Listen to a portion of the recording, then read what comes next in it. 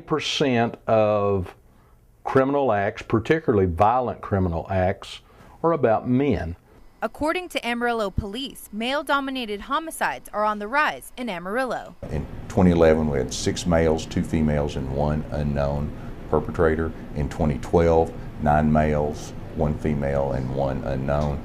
But while female-committed homicides are on the decline, local officials are noticing a correlation between drug crimes and women. The increases that we've seen in the last half a decade about female criminality are all related to drugs. Problems that develop out of drug offenses involve females to a greater degree now than in the past. Females were used for things like transporting drugs because there was a perception among some of the people that officers were less likely to search a female. But why are men more inclined to commit violent crimes? According to Dr. Keith Price, Associate Professor of Criminal Justice and Sociology at West Texas A&M, the answer is twofold. Part of that is biological. Okay, it relates to hormones, testosterone, the fight or flight hormone that men certainly have in abundance where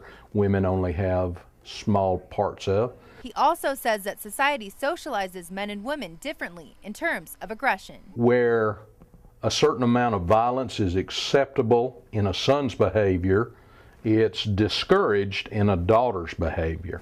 Whether it's biological or sociological, Dr. Price says that women are becoming the fastest growing sector of incarcerated criminals. Andrea Flores, Pro News 7.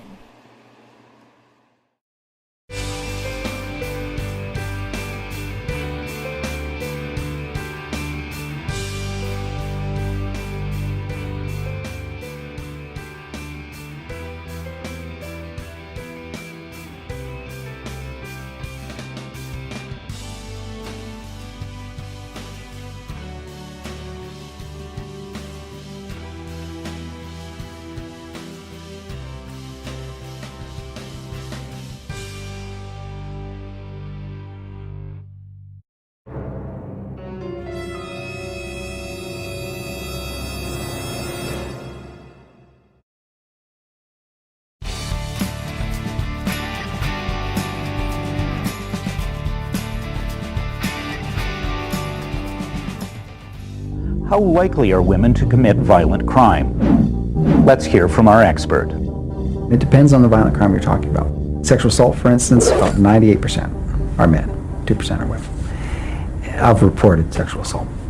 If you're looking at something like murder, the ratio's still high, much more dominated by men. Women are more likely to kill partners, intimates, either their children or their spouses. Within the last decade or two, you've really seen a difference to where women are converging with men in the types of violence that they're committing. 10 years ago, you might not have heard of a woman being involved with a violent gang. Now, there's lots of women that are being involved in violent gangs. With serial murderers that are males, is that the murder itself is the end. That is the goal of the crime, and so they're not doing it to collect insurance necessarily. They're doing it because they enjoy actually murder. So why would a person commit a murder? And the answer is that most murders, the lion's share of murders, are committed in highly emotional states. They're committed by people who are under extreme stress, and for that reason, that's where you tend to get lots of mistakes and lots of forensic evidence that's left.